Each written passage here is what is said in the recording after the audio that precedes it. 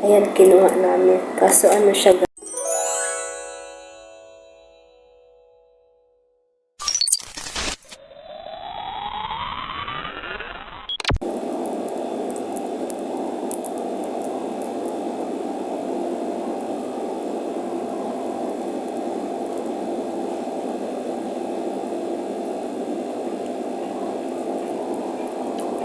ang hirap niya guys, mahirap siya ayan, pag mahirap siya kasi nakabuhol siya guys, yun.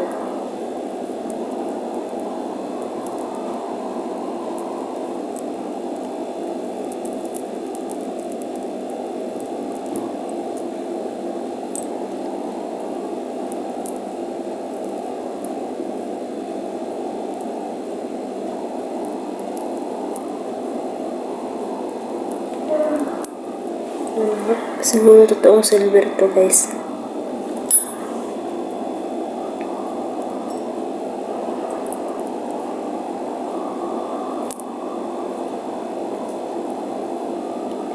Ganito sila dito guys, pag ayaw na nila ng gamit, itatapon na lang nila yan.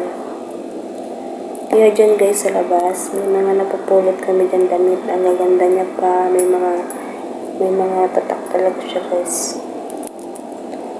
Ganito talaga siguro guys dito sa ibang bansa, pag yung mga tao dito, yung mga resident dito, pag ayaw na nila ng mga gamit nila, itatapon na lang nila yan.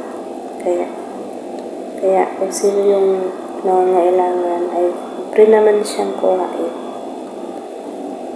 Maganda dito guys mamasura kasi may mga makukuha ka talaga dito mga gamit sa basura.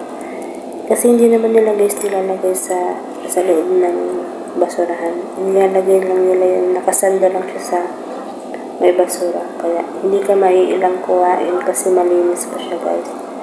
Kasi ako guys, ilang beses na ako dito nakakuha ng mga damit sa basura. Kasi nagaganda pa niya guys, mababango.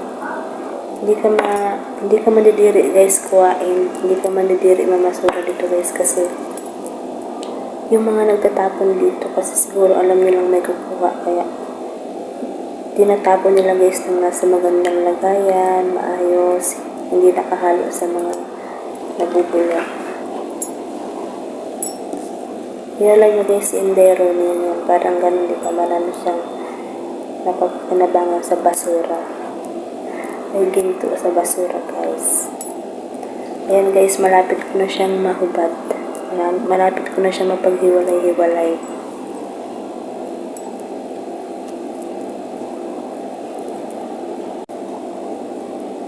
Hello mga ka-OFW. Ayan o, yung alaga namin. Yung anak ng alaga namin, Arapo. Nagtapon siya ng mga alahas niya sa basura. Hindi siya mapaghiwalay. Nakabuhol. Hindi makuha.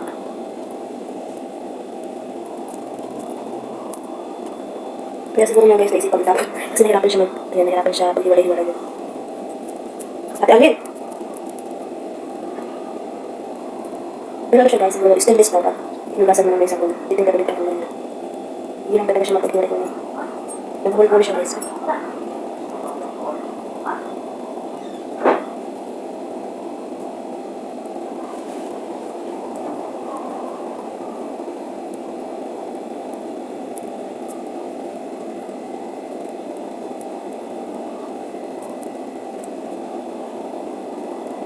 Ang hirap na guys ang sila. Nagbuhol siya. Pero ano lang siguro ito guys, fashion lang kasi. Hindi naman niya itatapon dito kung gold. Pero okay pa naman. Maganda siya pang format. Ayan. Ako dito ito kay silver. Ayan.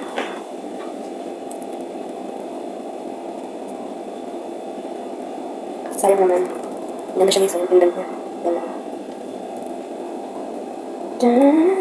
A few moments later.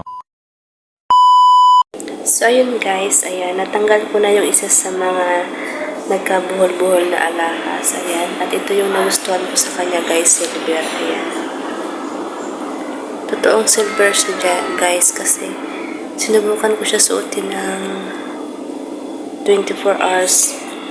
Kahapon ko pa siya guys sinuot, tapos hanggang ngayon, okay naman siya, hindi siya makati. Kasi yung balat ko guys ay nangangati pag yung nagsusuot ako ng mga hindi silver o kaya yung mga tubog-tubog lang guys nangangati. Pero ito guys talaga, totoong silver siya guys. Ayan, ang ganda.